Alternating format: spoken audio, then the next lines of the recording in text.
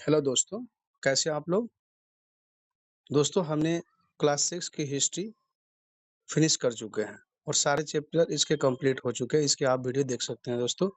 आज हम पढ़ेंगे दोस्तों क्लास 7 की हिस्ट्री चैप्टर नंबर 1 और दोस्तों आप लोग के कमेंट के हिसाब से मैं क्लास 6 की एक कंप्लीट वीडियो बना के सारे चैप्टर का डाल दूँगा। तो चलिए दोस्तों, बिना देर किए हुए आज पढ़ेंगे हम क्लास 7 की history chapter number 1 tracing changes through a 1000 years. जैसे कि जो अपने इंडिया का भौगोलिक क्षेत्र था, वो किसके द्वारा बनाया गया? जो अपने इंडिया का जो मैप था, वो किसके द्वारा तैयार किया गया? उनके बारे में थोड़ा जानते हैं। तो दोस्तों वो कौन से व्यक्ति थे? उनका नाम क्या था? ये देखते हैं यहाँ पे। उनका नाम दोस्तों अल इदरीसी था। वो एक भौगोलिक के छात्र थे और वो कहाँ से थे दोस्तों? वो अरब से थे। उन्होंने इंडिया का मैप तैयार किया 1154 में। ये दोस्तों ये डेट जो है ना 1154 ये आपको बिल्कुल याद रखने वाली डेट है, क्योंकि हमेशा एग्जाम में दोस्तों ये पूछे जाते हैं। 1154 ये आपको याद रखने पड़ेंगे। इन अल इदरिसी मैप देखते हैं दोस्तों, in al Idrisi map south India is where we would expect to find north India and Sri Lanka is the island at the top. जैसे कि दोस्तों आज के हम मैप से कंपेयर करेंगे तो जो अल इदरिसी द्वारा जो मैप तैयार किया गया था उसमें जो श्रीलंका है उसको, जो साउथ इंडिया उसको ऊपर दिखाया गया है नॉर्थ इंडिया के ऊपर। तो ये उसमें आज के हिसाब से ये एक डिफरेंसेस पाया जाता है दोस्तों।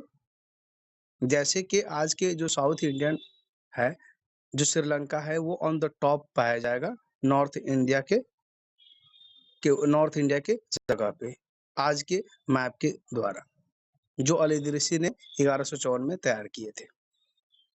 अब देखते हैं दोस्तों न्यू एंड ओल्ड टर्मिनोलॉजी में क्या डिफरेंसेस है। Take the term Hindustan for example, today we understand it as India in modern nation state.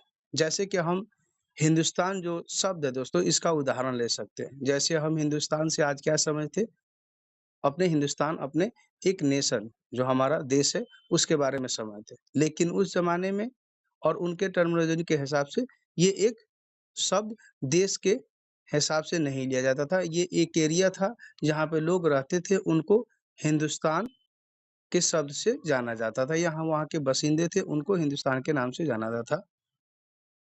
लेकिन आज मॉडर्न स्टेट में या मॉडर्न टाइम में इसको एक देश के नाम से जाना जाता है। तो चलिए इसको डिटेल में जानते हैं। When the term was used in 13th century by Minhaj Siraj, a chronicle who wrote in Persian, he meant the area of Punjab, Haryana and the lands between the Ganga and Yamuna। जैसे कि दोस्तों जो 13th century के Minhaj Siraj Chronicle जो writer थे, उन्होंने वो क्या किसमें कौन से लैंग्वेज में लिखते थे? पर्शियन में। और उनका मतलब था, हिंदुस्तान का मतलब था कि जो लोग पंजाब, हरियाणा और जो एरिया थी, जो भौगोलिक क्षेत्र था, जैसे कि गंगा और यमुना के बीच में, उसको हिंदुस्तान के नाम से जाना जाता था, ना कि देश को। ही used the term in a political sense for land. उन्होंने ये एक राजनीतिक सेंस में इस शब्द का इस्तेमाल किया, लेकिन आजकल इसको एक देश के नाम से जाना जाता है। That where a part of the dominance of the Delhi sultan. जो एरिया था, जो पार्ट था, वो दिल्ली सुल्तान के कंट्रोल में था उस जमाने में। In the early 16th century Babur use Hindustan to describe the geography. जैसे कि 16वीं शताब्दी में बाबर ने भी हिंदुस्तान शब्द का इस्तेमाल किया था, वो भौगोलिक क्षेत्र को बताने के लिए। The fauna and the culture of the inhabitants of the subcontinent. जो उनके कल्चर थे, जो लोग रहते थे उस भौगोलिक क्षेत्र में, तो उस सब कॉन्टिनेंट को, उनके कल्चर के, उनके कस्टम को वो इंडिकेट करता था। तो उस एरिया को ये क्या क्या बोलते थे? भौगोलिक क्षेत्र को, उस भौगोलिक क्षेत्र को क्या बोलते थे? हिंदुस्तान बोलते थे। और बाबर ने भी इस शब्द का इस्तेमाल किया था। कब किया था दोस्तों? 16वीं शताब्दी में। ये 16वीं शताब्दी, इसको ध्यान में रखेंगे दोस्तों। The 14th century poet Amir Khusro used the word Hind. तो 14 शताब्दी में दोस्तों आमिर खुसरो ने भी वर्ड हिंद का शब्द का इस्तेमाल किया, जिससे हिंद से हिंदुस्तान बना। Hindustan did not carry the political and national meaning which we associate it today. जैसे कि मैंने बताया दोस्तों, जो आजकल हम लोग इस्तेमाल करते हैं, जैसे हिंदुस्तान का मतलब ही हम लोग समझते हैं आज अपने मुल्क के बारे में, अपने देश के बारे में। लेकिन उस टाइम में इसका मतलब, हिंदुस्तान का मतलब देश से कोई लेना-देना नहीं था। ये एक पॉलिटिकल सेंस में यूज़ होता था, ना कि देश को संबोधित करने के लिए। A simple term like foreigner, it is used today to mean someone who is not a part, who is not an Indian। जैसे कि दोस्तों, जो विदेशी थे, इसका सिंपल एक उदाहरण ले सकते हैं। जो विदेशी थे उसको अभी के टाइम में किसको समझा जाता है? जो अपने एरिया, अपने देश का ना हो, उनको फॉरेनर के रूप में जाना जाता है।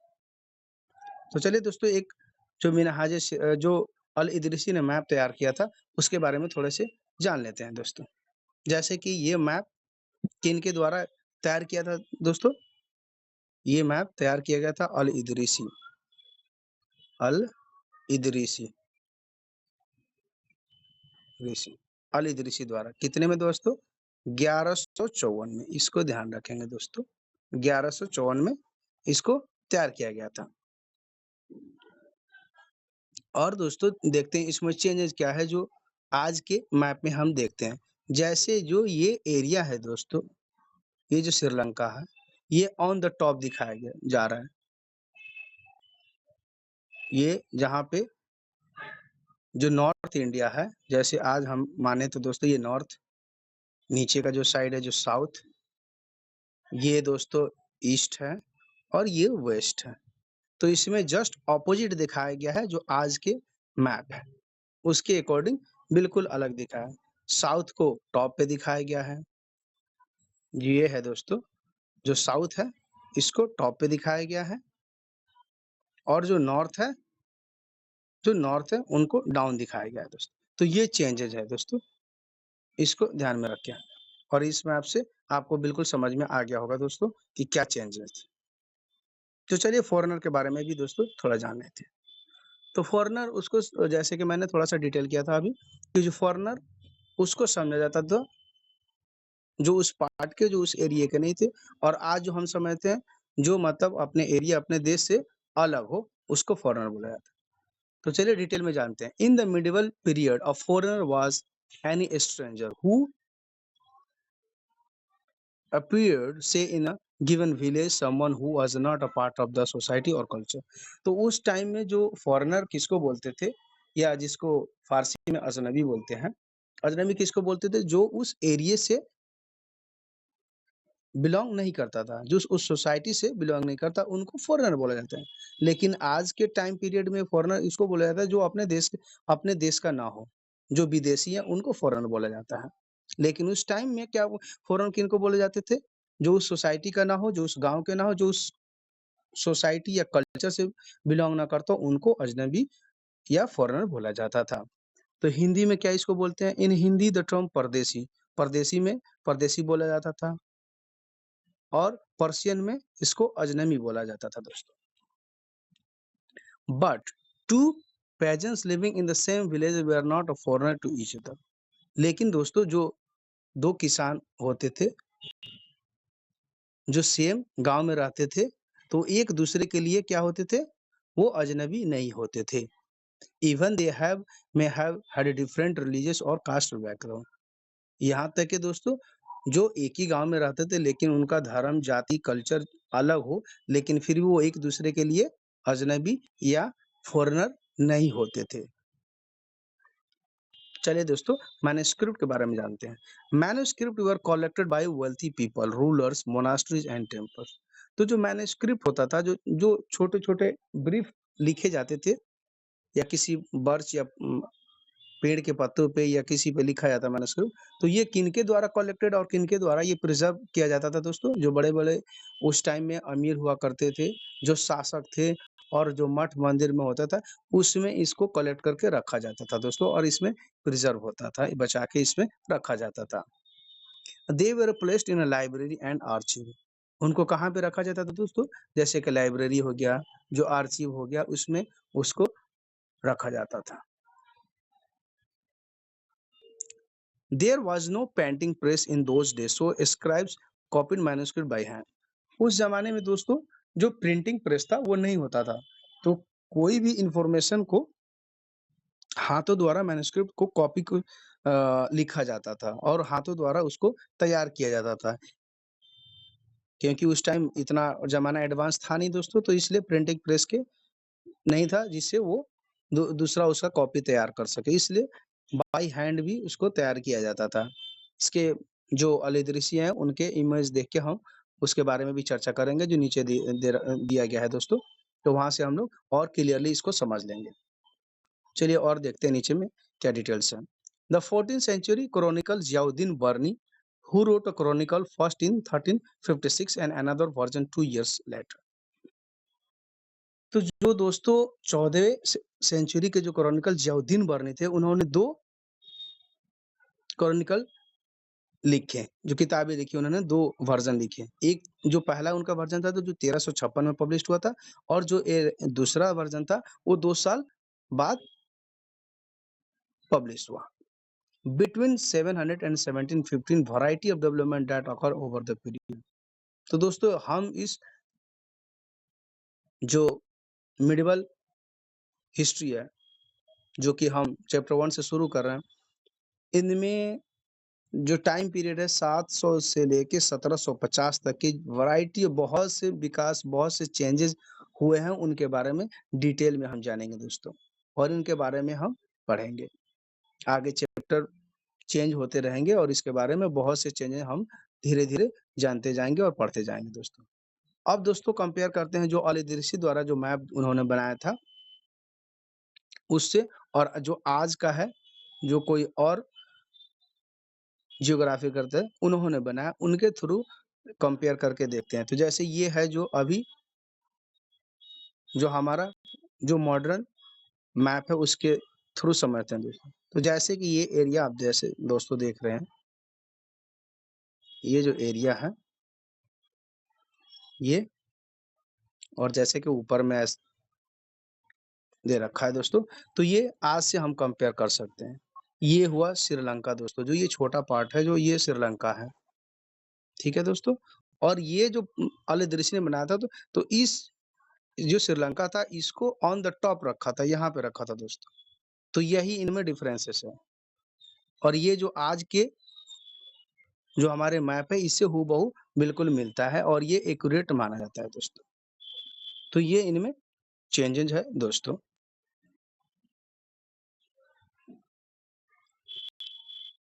चलिए दोस्तों नीचे देखते हैं और क्या दे रखा है इनके बारे में। New technology made their appearance like the Persian wheel in irrigation, the spinning wheel in weaving and firearms in combat। तो जो न्यू टेक्नोलॉजी चेंजेस हुए वो क्या-क्या चीज़ में हुए दोस्तों? जैसे पर्शियन व्हील थे, वो जो इरिगेशन थे, जो सिंचाई के काम थे, वो व्हील व्हील द्वारा किया जाने लगा। वो स्पैनिंग व्हील बनाने लगे, जो बुनाई जो हस्तकला था, जो बुनाई के काम था, उनमें स्पैनिंग व्हील लगा के वो कपड़े बुनने लगे और जो फायर आर्म्स था, जो लड़ाइयों में काम आता था, वो भी वो इस्तेमाल करने लगे, ये बनाने लगे। New foods and beverage arrived in the subcontinent. तो जो नए प्रकार के जो भोजन थे, वो जो खान-पीन के थे, वो कहाँ-कहाँ से दोस्तों अपने सबकॉन्टिनेंट अपने देश में पहुँचा, उसके बारे में भी थोड़ा चर्चा करते हैं। जैसे potatoes, corn, chilli and tea and coffee जैसे आलू हो गया या बाजरा, मिर्च, चाय पत्ती या कॉफ़ी, ये सब दोस्तों इसके बारे में उस ज़माने में सबको जानकारी नहीं था, लेकिन जो व्यापारी थे, जो ट्रैवलर थे, वो एक-दूसरे से कनेक्टेड होते थे, व्यापार के थ्रू। बाहर के लोग हिंदुस्तान आते थे, हिंदुस्तान के लोग बाहर जाते थे, तो ऐसे कल्चर एक-दूसरे से ट्रांसफ़र हुआ और उसी के द्वारा हमने नए-नए फूड्स के बारे में जाने, नए-नए खान-पीन के बारे में जाने, एक-दूसरे के कल्चर के बारे में जाने। तो ये ज़्यादा प्रभाव किससे हुआ दोस्तों? ये जो बड़े-बड़े व्यापारी थे, जो एक-दूसरे के क्रॉस कल्चर के थ्रू हमने इसको जाना दोस्तों। Remember that all these innovation, new technology and crops come along with the people who brought other idea with them as well। जैसे कि मैंने चर्चा किया दोस्तों ऊपर में कि ये एक दूसरे से जो टर्म मिलता था, एक दूसरे से व्यापारी जब मिलते थे तो वो अपने देश के बारे में बताते थे, उनके खान-पान के बारे एक दूसरे से शेयर करते थे और उनका जो कस्टम ट्रेडिशन एक दूसरे से एक्सचेंज होता था। तो इस तरह खान-पीन के बारे में एक दूसरे का आइडिया लिया गया और जाना और बताया गया। This was a period of economic, political, social and cultural change. ये ऐसा पीरियड था जिसमें आर्थिक, सामाजिक और जो कल्चरल चेंजेज़ थे, बहुत से चेंजेज़ इसमें आया दोस्तों। This was also a period of great mobility. Groups of people travel long distance in search of opportunity. ये ऐसा दौर था, ये ऐसा पीरियड था जहाँ पे लोग एक जगह से दूसरे जगह पे अपॉर्चुनिटी या उनके व्यापार से संबंधी हो या अपने काम को बढ़ाने के चक्कर में या अपने व्यापार को बढ़ाने के चक्कर में एक जगह से दूसरे जगह पे ट्रैवल करते रहते थे दोस्तों। Rajput, a name derived from Rajputra, the son of ruler। जो राजपूत जो शब्द है, ये कहाँ से राजपुत्र सन ऑफ जो शासक थे, उनसे ये आया दोस्तों। Between the 8th and 14th century, the term was applied more generally to group of warriors who claimed Kshatriya caste status। तो ये 8 और 14 सेंचुरी के दौरान इस नाम को और ज़्यादा अप्लाइड होने लगा दोस्तों। और ये किससे संबंधित होता था दोस्तों? जो वॉरियर थे, जो युद्ध करते थे और अपने आप को क्षत्रिय साबित करते थे या कहते थे, उस टाइम ये राजपूत का दौर शुरू हुआ था दोस्तों। The term included not just a ruler and chieftain but also a soldier and commander who served in the armies of different monarch and all over the kingdom। ये सिर्फ शासक नहीं होते थे दोस्तों, ये ये जो ये जो बड़े-बड़े सोल्जर थे, कमांडर थे, ये इन्होंने अलग-अलग रीजन में जो अलग-अलग शासक के लिए भी काम करते थे दोस्तों। Throughout this period, there was a gradual clearing of forest, the extension of agriculture, and change in faster and more complete in some areas than in others। तो दोस्तों इस टाइम पीरियड में बहुत से चेंजेज आए, जैसे लोगों ने फॉरेस्ट को क्लियर करना शुरू किया, पेड़ों को काटना शुरू किया, गांव बसाना शुरू कर दिया, एक साथ रहना लोगों ने शुरू कर दिया और बहुत से चेंजेज इस टाइम आने लगा दोस्तों। लोग खेती-बाड़ी शुरू कर दिए, एक दूसरे को देख के तरह-तरह की चीज़ें लोग सीखने लगे या अपने आप को डेवलप करने लगे दोस्तों। तो इस टाइम बहुत सी चेंजेज़ आने लगे दोस्तों। जैसे कि उदाहरण के तौर पे लैंग्वेज, रीजन, भाषा, खान-पीन सब में दोस्तों चेंज आने लगे। Language and region. In 1380 the poet Amir Khusro noted that there was a different language in every region of this land। तो 1318 में जो आमिर खुसरो जो कवि थे, जो लेखककार थे, उन्होंने क्या फाइंड आउट किया दोस्तों? उनको क्या मिला कि हर एक रीजन का एक अलग अपना भाषा हुआ करता था उस टाइम में। जैसे सिंधी, लाहौरी, कश्मीरी, दरसमुद्री इन साउथर्न कर्नाटका। तो जो सिंधी लैंग्वेज बोलते थे वो सिंध के लोग, लाहौरी, कश्मीरी ये सारे अलग-अलग रीजन के भाषा हुआ करते थे। साउथर्न में कर्नाटका में साउथ बोले जाते थे, जो साउथ इंडियन के थे वो साउथ अपना भाषा बोलते थे। तो हर रीजन में अलग-अलग एक ना अपना भाषा हुआ करता था दोस्तों, ये आमिर खुसरो ने बताया। Aamir Khusro went on to explain that in contrast to these languages, there was a Sanskrit which did not belong to any region। तो आमिर खुसरो के हिसाब से उन्होंने व्याख्या किया कि जो संस्कृत लैंग्वेज था वो किसी एक रीजन का नहीं था दोस्तों। इट वाज एन ओल्ड एक पुराना लैंग्वेज भाषा था जो कॉमन लोग थे उनको ये भाषा नहीं आता था। सिर्फ ब्राह्मण थे उन्हीं को ये जो संस्कृत भाषा था वो जानकार ब्राह्मण ही होते थे। जो कॉमन लोग थे उनको इस भाषा के बारे में जानकारी नहीं हुआ करता था। When the Mughal Empire declined in the 18th century, it led the re-emergence of general state. जब मुगल एम्पायर का खात्मा होने लगा या खत्म होने लगे, वो धीरे-धीरे उनका डिक्लाइन होना शुरू हो गया लगभग 18 शताब्दी में, तो नए-नए जो शासक थे वो उभरने लगे, नए-नए स्टेट बनने लगे दोस्तों। Religion was often closely connected with the social and economic organization of local communities. जो धार्मिक थे, जो धर्म से रिलेटेड थे, सामाजिक, आर्थिक जो ऑर्गेनाइजेशन से, वो लोकल कम्युनिटीज से ज़्यादा प्रभावित होते थे या एक कनेक्टेड होते थे। This was also a period when new religions appeared in the subcontinent. Merchant and migrant first brought the teaching of the Holy Quran to India in the 7th century. जैसे कि दोस्तों एक जगह से, जैसे मैंने आपको बताया कि एक जगह से दूसरे जगह लोग मूव करते थे व्यापार के लिए या नए-नए अपॉर्चुनिटी ढूँढने के लिए एक जगह से दूसरे जगह मूव करते थे। तो जब वो जाते थे तो अपना कल्चर भी जिस एरिया में जाते थे, एक-दूसरे से वो कल्चर शेयर करते थे, तो वो प्रभावित होते थे वहाँ के लोग। तो जैसे इस्लाम के बारे में जान लेते हैं या होली कुरान के बारे में जान लेते हैं। ये इंडिया में कब आया दोस्तों? ये दोस्तों मर्चेंट के थ्रू, जो अरब के मर्चेंट थे जो इंडिया में आते थे, उनके द्वारा ही के होली कुरान का जो टीचिंग था वो इंडिया में आया। और ये कब आया दोस्तों? 7th सेंचुरी में, 7वीं सेंचुरी में, 7वीं शताब्दी में इंडिया में आया। अब इनमें भी 2 किस्म के मुस्लिम हैं, उनके बारे में जान लेते हैं। There is Shia Muslim who believe that the Prophet Muhammad's son Law in Ali was a legitimate leader of the Muslim community. जैसे शिया मुस्लिम है, उनका बिलीफ क्या है दोस्तों कि जो प्रोफेट मोहम्मद थे, उनके दामाद अली थे, उनको ही इस्लाम का खलीफा माना जाता, लीडर माना जाता। लेकिन सुन्नी क्या मानते हैं उनके बारे में देखते हैं। Sunni Muslim who accepted the authority of the early leader khalifas of the community and other succeeding khalifa. लेकिन जो सुन्नी मुस्लिम का जो बिलीफ है, उनका जो विश्वास है, वो ये मानते हैं कि जो और खलीफा थे, जो 4 खलीफा थे और जो उनसे पहले खलीफा थे, उनको ये लोग ज़्यादा तरजीह देते हैं और उनको खलीफा मानते हैं।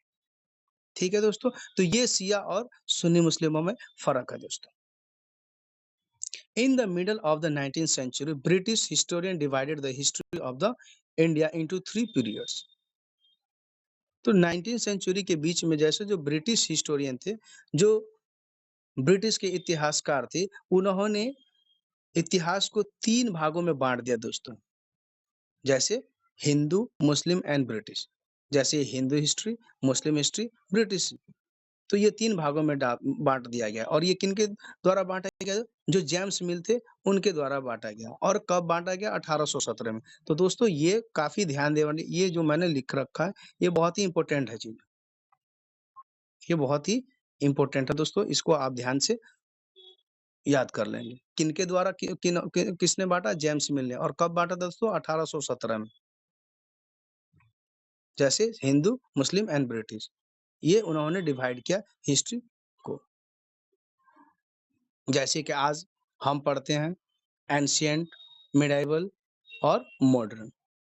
तो ये जो इतिहासकार थे, जो ब्रिटिश ने इतिहासकार ने डिवाइड किया था, उसको नकार के जो ये हमारे इतिहास जो आजकल हम लोग पढ़ते हैं, इसको माना गया।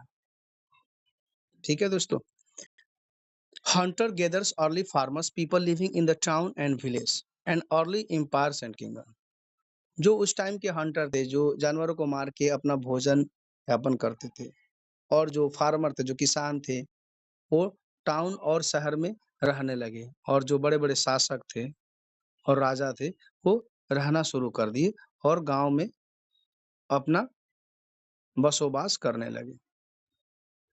Medieval period is often constructed with the modern period. Modernity carries with it sense of material progress and intellectual advance. जो मध्य काल जो पीरियड है, जो मिडेवल पीरियड है, आफ्टर इसको क्या समझा जाता है? मॉडर्न पीरियड से संबंधित किया जाता है। और इनका क्या सेंस में लिया जाता है? जैसे मटेरियल प्रोग्रेस और इंटेलेक्चुअल एडवांसमेंट्स जो हो, उसको मॉडर्न मॉडर्निटी से कंपेयर किया जाता है। तो ये है दोस्तों, जो मैंने बताया उस टाइम है मैन्युस्क्रिप्ट उस प्रिंटिंग प्रेस नहीं था, तो ये जो पोएट हैं, वो देखिए हाथों से कैसे नकल कर रहे हैं और ये लिख रहे हैं, यहाँ देख सकते हैं आप दोस्तों। तो इसलिए मैंने ये फ़ोटो लिया कि हाथों से कॉपी किया जाता था, उस टाइम मशीनें नहीं हुआ करता था दोस्तों, तो ये हाथों से तैयार किया जाता था। तो चलिए दोस्तों यहाँ पे चैप्टर खत्म होता है, मिलते हैं अगले चैप्टर के साथ, जब तक के take care and bye bye और चैनल को सब्सक्राइब करें दोस्तों और बेल आइकन को प्रेस करें और लाइक एंड कमेंट में कमेंट करें, जो भी कोई समस्या उस कमेंट में आप अपना कमेंट डालें दोस्तों। चलिए थैंक यू वेरी मच, मिलते हैं अगले चैप्टर के साथ दोस्तों।